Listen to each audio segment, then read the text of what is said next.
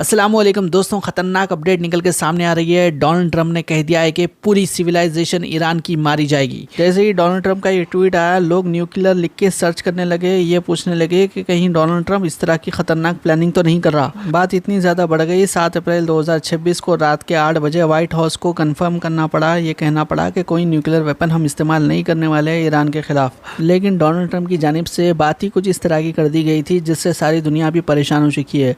Donald Trump ने Tuesday रात का टाइम दिया था 8 बजे का। आज देखिए इंडिया के वक्त के हिसाब से तो 8 भी बज चुके हैं, 10 भी बज चुके हैं, 12 भी बज चुके हैं। लेकिन डोनाल्ड ट्रंप ने जो वक्त दिया था वो अमेरिकन टाइम के हिसाब से दिया था। अगर इंडिया के हिसाब से अपन बात करेंगे तो वेडनेसडे के सुबह के 5:30 बजे, यूएस के अंदर ट्यूसडे के 8 बजेंगे। अब इस पूरे मामले में अचानक से ट्विस्ट इस वास्ते आ गया क्योंकि डेडलाइन से चंद घंटे पहले ट्रंप की जानिब से सोशल मीडिया के ऊपर ये कहा गया कि पूरी की पूरी सिविलाइजेशन मारी जाएगी, जो कि वापस से फिर जिंदा भी नहीं होंगी। मैं बिल्कुल भी नहीं चाहता कि ये हो, लेकिन ये होके रहेगा। साफ साफ डोनाल्ड ट्रंप की जानिब से कहा गया कि 8 PM तक डील हो जानी चाहिए ट्यूसडे के, इंडिया के वेडनेसडे के सुबह के 5:30 तक। और अगर डील ना हुई तो ईरान का नक्शा ही बदल देगा ट्रंप, इस तरह का दावा ट्रंप की जानिब से किया गया है। लेकिन वहीं दूसरी जानिब यूनाइटेड नेशन अभी जागा है नींद से, उसने वार्न किया है, कहा है कि जंग के भी रूल्स होते हैं। लेकिन मुझे तो नहीं लगता कि अमेरिका रूल्स की पाबंदी करने वाले देशों में से आता है। यूएसए तो मनमानी करता है, जो चाहे वो करता है।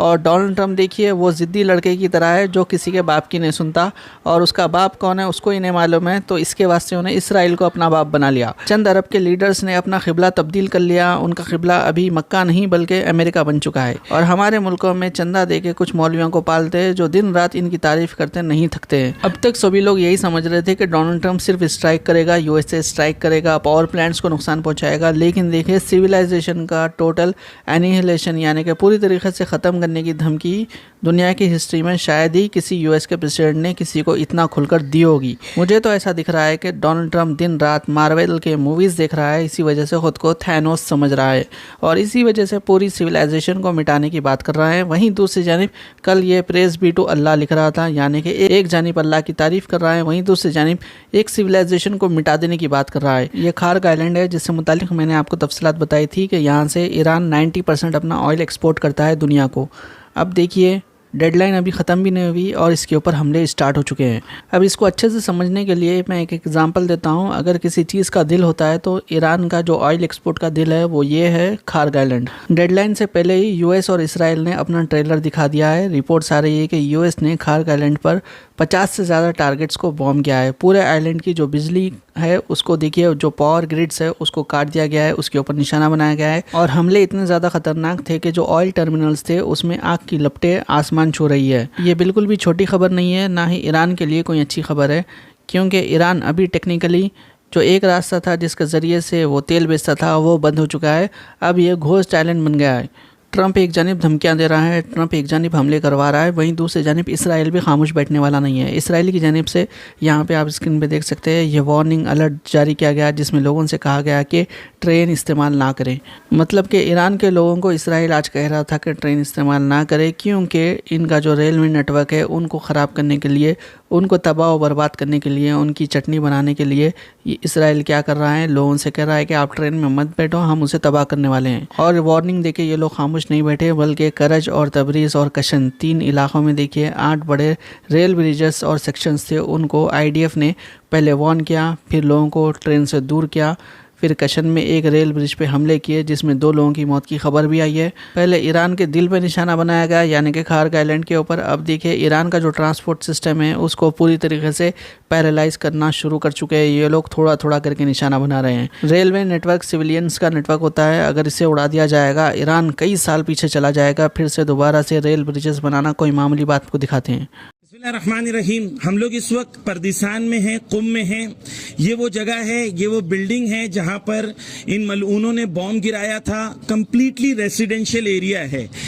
यहाँ पर एक बिल्डिंग थी, इस बिल्डिंग को अगर आप देखेंगे तो ये 3 फ्लोर की एक बिल्डिंग थी जिसको इन मलऊनों ने मार के गिरा दिया है।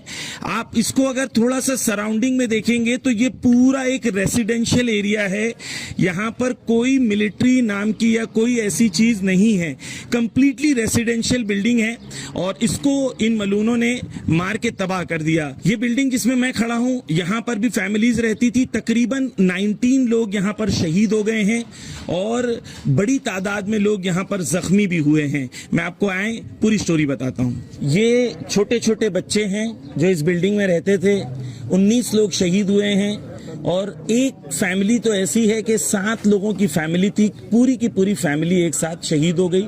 और इसके अतराफ में जितनी बिल्डिंग्स थी, सारी बिल्डिंग्स और सारे घर जो हैं उसके अंदर बहुत बुरा असर इस ब्लास्ट के बाद हुआ है। यहाँ जो चीज़ इम्पोर्टेंट है कि जैसे दुश्मनों ने इस बिल्डिंग को गिराया, हमने जो यहाँ पर इंडियन कम्युनिटी ईरान में रहती है उन लोगों ने ये इरादा किया है कि जैसा आप देख सकते हैं यहाँ पर बहुत सारे लोग इन्वॉल्व हैं। ये इरादा किया है कि जो लोग यहाँ बेघर हो गए हैं, जो लोग जिनका घर टूट गया है, उनके घर को दोबारा हम बनाएंगे और उनको घर बना हुआ वहाँ पर इंशाल्लाह पहुँचाएंगे। तो इरानियन कम्युनिटी और इंडियन कम्युनिटी जो है वो उसने मिल के ये इरादा किया है। और ये वही लोग हैं, यही वही इंडियंस हैं जिन्होंने कोविड में भी मेहनत की और गरीबों को, मजलूमों को गैस पहुंचाया, लोगों की मदद की।